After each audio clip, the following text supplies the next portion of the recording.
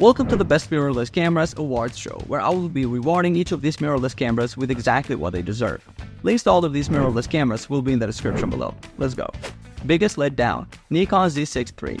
Man, I was so hyped for the Nikon Z63, but after shooting it for a few weeks, I'm honestly disappointed. While the autofocus is significantly improved and that new 5.76 million EVF is gorgeous, Nikon made a massive compromise with dynamic range. You lose a full stop compared to the Z6 II, which is brutal for landscape work. I thought switching to electronic shutter would help, but no. Same dynamic range loss either way. Sure, the video specs are impressive with that full-width 4K 60p, but when I'm paying nearly $2,700 for a body, I expect better image quality, not worse.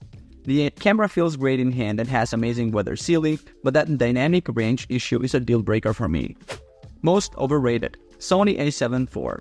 Everyone keeps raving about the Sony A74, but after using it extensively, I'm not seeing what the hype is all about. Yes, the autofocus is incredible. It sticks to subjects like glue even with distracting foregrounds. But the camera feels surprisingly cheap in hand. The buttons are squishy, the grip feels hollow, and the flip-out screen feels like cheap plastic. The biggest frustration is the stability system. The IBIS isn't great for video, and when you enable digital stabilization, you get a massive drop. Then there's the annoying freezing locking up issue that forced me to pull the battery multiple times during shoots. For a camera that costs significantly more than its predecessor, these compromises make it hard to justify the price tag. Most underrated, Fujifilm XS20. The Fujifilm XS20 is seriously the hidden gem that nobody's talking about enough. After traveling with it for months, I was blown away by how this little powerhouse handles everything I throw at it. The 6.2K open-gate video recording is a game changer for content creation, giving me 85 minutes of recording time and incredible flexibility for cropping in post. What really surprised me was the 7-stop IBIS that kept my handheld shots steady even in challenging conditions.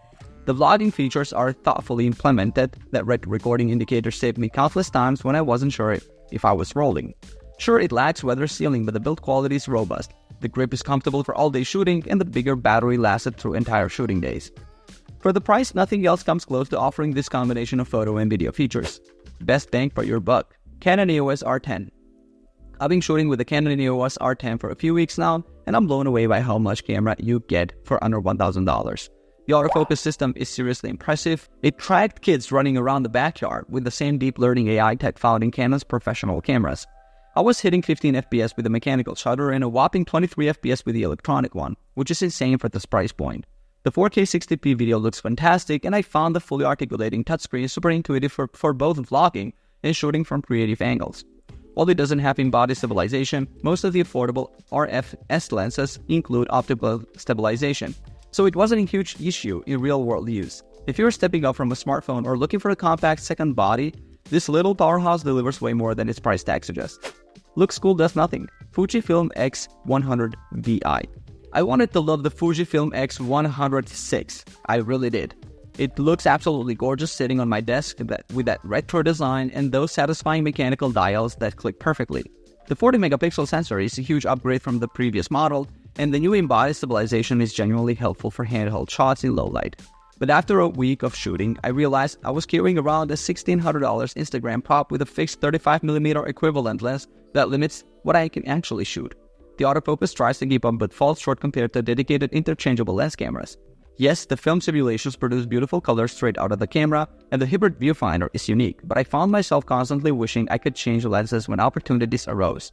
It's a beautiful camera that takes beautiful photos, but only in very specific scenarios. Try too hard, Sony A6700. The Sony A6700 feels like that overachieving friend who's good at everything but doesn't quite excel at anything. Sony packed their latest AI-powered autofocus system into this thing, and it's genuinely impressive how it tracked my cat's eyes even when they turned away. The fully articulated screen is a welcome upgrade, and the 4K 120p video capabilities are overkill in the best possible way. But using it for a full day left me frustrated by the ergonomics. Despite improvements, the button layout still feels cramped, and I kept accidentally changing settings with a tiny D-pad. Battery life took a significant hit compared to the previous model, dropping from about 800 shots to around 550. It's trying to be both a professional tool and a compact travel camera, but ends up feeling like neither. A jack of all trades, master of none. The GOAT, Canon EOS R1. I've never used a camera that feels this unstoppable. The R1 is an absolute beast with its 40 FPS raw shooting and that insanely sticky autofocus system that just refuses to let go of subjects. When I was testing it for wildlife, it grabbed focus instantly, even when subjects popped out unexpectedly. Perfect for those unpredictable sports moments. The build quality is tank-like with weather sealing that handles winter showers without breaking a sweat. While some might complain about the 24-megapixel sensor, the AI upscaling to 96 megapixel is genuinely impressive. And the smaller file size means lightning fast transfers for deadline work. Shut up and take my money. Sony Alpha 9 III. This camera has literally changed how I shoot action. The global shutter is a game changer that eliminates all rolling shutter distortion and lets me sync flash at any shutter speed. Something that's impossible on other cameras. Shooting at 120 fps at full 24.6 megapixel resolution feels like cheating. I captured sequences I would have missed with any other camera. The dedicated AI chip for tracking subjects is ridiculously effective, especially with the new subject detection modes for birds and insects. The only real downsides are the higher base ISO of 250 instead of 100, which impacts dynamic range in good light, and the CF Express Type A cards that create a bottleneck when the buffer fills up. The overachiever, Canon EOS R5 Mark II. This camera tries to do everything, and surprisingly, it actually succeeds. The 45-megapixel stacked sensor gives me incredible detail for cropping while still delivering a blazing 30 fps burst rate. The autofocus is phenomenal. I found the eye control focus particularly useful for quickly selecting subjects without taking my eye from the viewfinder. Video capabilities are equally impressive with 8K 60 fps recording and built-in digital eye stabilization that genuinely helps with handheld shooting. The ergonomics are fantastic, with 3 control dials including the dedicated ISO dial on top that I found super intuitive. My only real complaint is that it doesn't work with some third-party LPE6 batteries, which is annoying if you've invested in those. Canon EOS R6 Mark II You Tried Award. The Canon EOS R6 Mark II gets our You Tried Award because while it packs a decent 24.2 megapixel sensor and impressive 40 fps electronic shutter, I found its dynamic range to be somewhat limiting. When I tried to recover shadows by more than 3 stops, I ran into visible artifacts from Canon's noise reduction. The autofocus is good but not mind-blowing, and that weird warping wobble in the corners when using wide-angle lenses with IBIS was frustrating during my testing. Battery life is just okay, and having Bluetooth enabled noticeably slowed down the camera's startup time. Canon definitely tried to improve on the original R6, but at this price point I expected more. Panasonic Lumix G92 Most Innovative. The Panasonic Lumix G92 earns our Most Innovative award for finally bringing hybrid phase detection autofocus to Panasonic's Micro Four Thirds lineup. When I tested it, I was blown away by its blistering 60 fps continuous shooting with AFC and the pre-burst feature that captures up to 1.5 seconds before fully pressing the shutter. And the 8-stop image stabilization let me shoot handheld waterfalls with motion blur, which was incredible.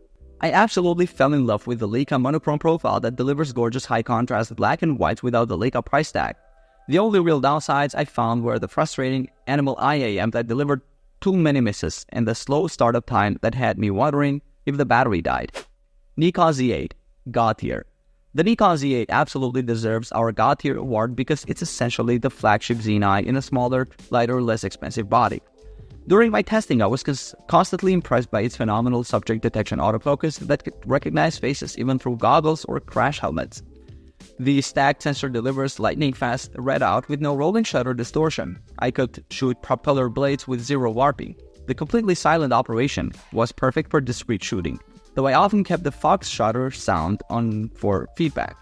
The only real complaints I had were the average viewfinder resolution and shorter battery life compared to the Z9. For $1,500 less than the Z9, this camera is an absolute beast that handled everything I threw at it.